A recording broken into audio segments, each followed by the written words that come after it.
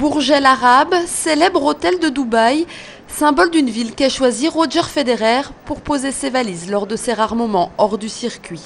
C'est donc au Moyen-Orient que nous avions rendez-vous avec le leader du tennis mondial.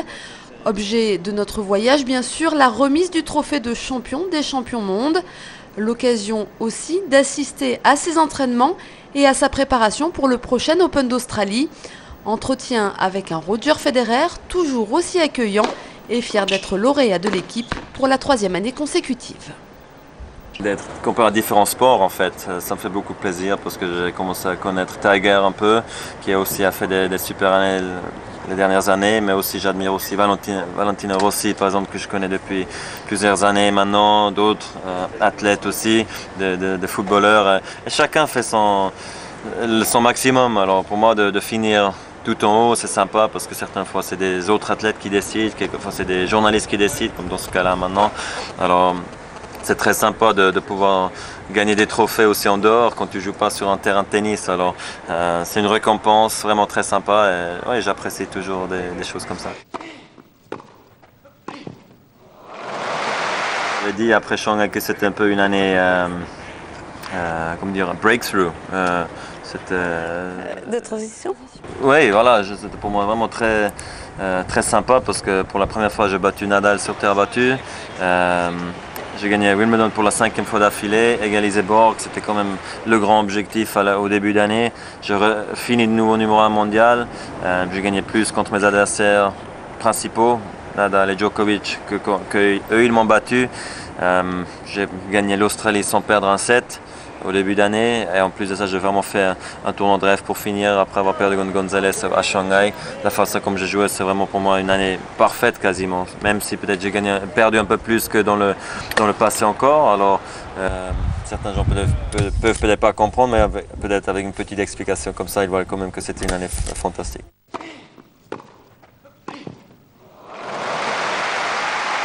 Je commence à poser peut-être certaines questions, mais jamais jusqu'au point où tu dis je peux plus jouer au tennis.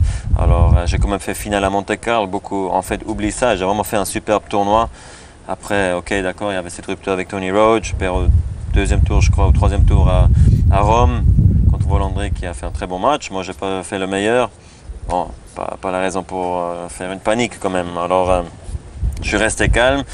J'ai vraiment fait un tournoi exceptionnel à Hambourg derrière, en battant vraiment des très bons joueurs, Monaco, Moya, Ferrero, Ferrer et Nadal, sur terre battue avant d'attaquer Roland Garros. Alors pour moi bien sûr c'était très important à Hambourg. Mais c'est vrai que je passe un mois en Amérique, je gagne seulement peut-être 2 matchs. Et tu t'attends 10 jours, 12 jours entre deux pour jouer de nouveau. C'était pas facile, mais bon, j'avais plus de temps pour mes parents, pour ma copine, pour le golf, pour relaxer un peu. C'était sympa aussi parce que dans le passé, j'ai jamais eu ça. J'ai toujours fait finale, ok, on va où maintenant? Finale, on va où maintenant? Alors c'était toujours un peu ça. Alors ça m'a aussi fait du bien peut-être de pouvoir être un peu plus calme à un moment donné.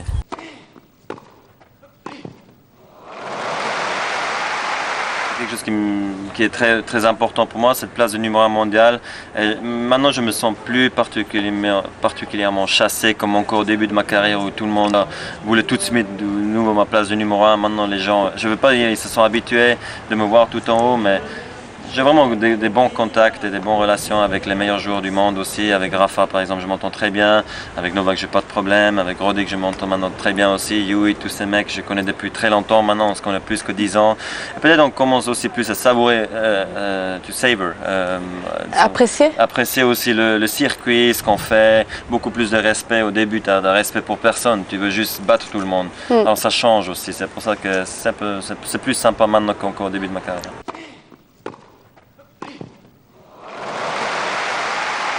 C'était un de ces moments-là où je suis revenu dans les vestiaires et je dis maintenant je m'en fous, qu'est-ce qui se passe dans ma carrière, vraiment, parce que j'ai fait les 5 Wimbledon. C'était pas quelque chose que je visais du tout au début, bien sûr, quand je gagnais mon premier Wimbledon, mais après avoir ce match incroyable avec Nadal, Borg qui était là, Connors était là, McEnroe était là, tout le monde était là. Alors, c'était juste un moment magique pour moi, pour ma carrière. J'ai vraiment ressenti aussi que ça m'a mis dans une autre atmosphère. Je suis plus juste le meilleur joueur maintenant du moment. Je suis sorte une légende déjà, parce que j'ai atteint des records comme Sampras peut l'a fait, comme Borg l'a fait, comme le meilleur en fait. Alors c'est pour ça que les choses ont changé maintenant. Quand les gens peut-être ils me voient jouer, c'est plus, on est fier de le voir jouer encore dès qu'on peut, parce que ça va arrêter à un moment donné. Alors je trouve que ça a changé un peu.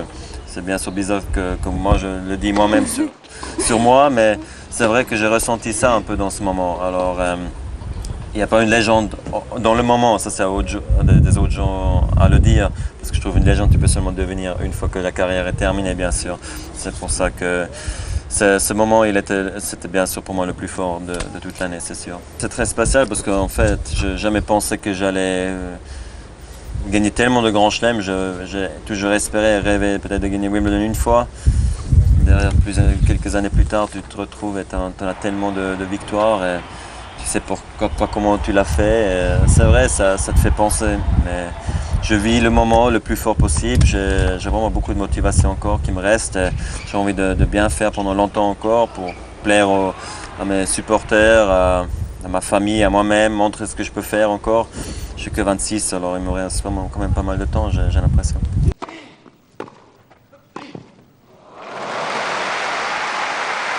Je pense pas qu'il faut gagner Roland Garros pour être le meilleur de tous les temps. Parce qu'avant, il y avait 3 grands chelems sur gazon, 1 sur terre battue.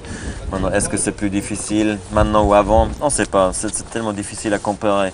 Mais je sais que j'ai tout donné et je vais tout donner pour la terre battue de gagner. Et honnêtement, j'aimerais faire les deux.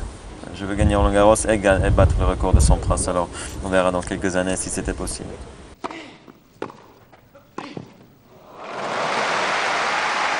Sampras pour moi c'était un des idoles pour moi, à côté de Becker et Edberg bien sûr. Alors d'avoir passé un peu de temps avec lui dans les exhibitions, ça m'a fait beaucoup de bien, beaucoup de plaisir de voir quoi comme personne il est, à côté du joueur que je connaissais de la télé. Sur Sampras, beaucoup de gens ont pensé que en fait, tu lui avais donné le match à Macao. Non, parce que la saison est longue pour moi, la surface ultra rapide et lui il a très bien joué, alors ça fait la combinaison, ça suffit pour me battre et comme j'ai dit, sur un jour il peut battre un meilleur 5. Alors voilà, moi j'étais content avec le match que j'ai fait, en plus de ça, c'était même pas un mauvais match. C'était juste fin de saison et voilà. Mais honnêtement, il a vraiment. Je pensais qu'il allait en fait baisser du premier match jusqu'au dernier. Ouais. Mais en fait, il a monté. Ouais. Ça montrait quand même qu'il est encore très en forme et il s'est très bien entraîné aussi. Et il a toujours eu cette capacité de surprendre.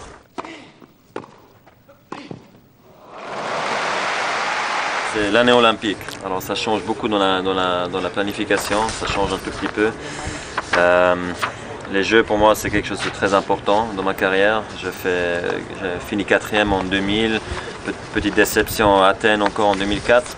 Et je pense que vraiment je vais entrer les Jeux Olympiques un des grands favoris. Alors je veux vraiment essayer d'utiliser ça pour au moins faire une médaille. Bien sûr je vise l'or, mais bon ça on verra un peu qu'est-ce qu'il se passe.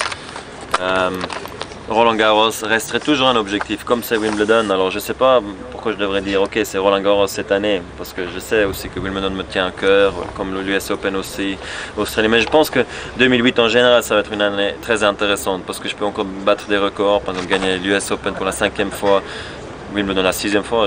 Je ne sais pas si déjà quelqu'un a pu faire ça. Alors je chasse beaucoup de records, alors je pense que ça pourrait être l'année des records, mais pour ça il faut vraiment que je joue exceptionnel.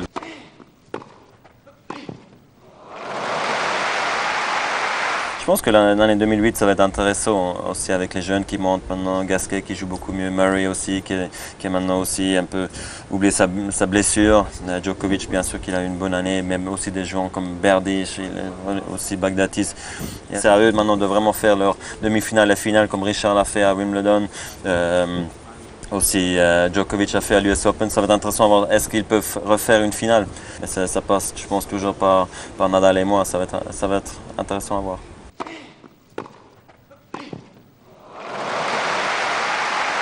C'est un peu dommage de toujours devoir dire non à des interviews parce que voilà, je peux pas, si j'ai 50 offres, je peux pas dire oui à 25, je peux pas. Je dois dire non à presque tout. Alors c'est un peu difficile, quelquefois un peu pénible parce que ouais, beaucoup de médias sont là, tu as les radios, tu as les journaux, tu as les télés, tu as différents pays. Qu'est-ce qui est important pour toi? Est-ce que tu as le temps? Est-ce que tu as envie? C'est beaucoup de choses à la fois. Alors c'est vrai, c'est un peu compliqué ça. Combien de gens tu veux rencontrer? Est-ce que tu préfères d'être un peu resté à l'hôtel, chez toi? Tu vas cuisiner avec ta copine, qu'est-ce que tu veux faire? C'est un peu le choix qui se pose, mais honnêtement, je pense que vraiment j'ai encore une vie assez normale. Je peux encore aller dans la ville, je peux aller venir ici sans que les gens me laissent pas tranquille. Alors ils ont du respect pour moi et les gens d'habitude ils savent pas aussi non plus où je suis exactement.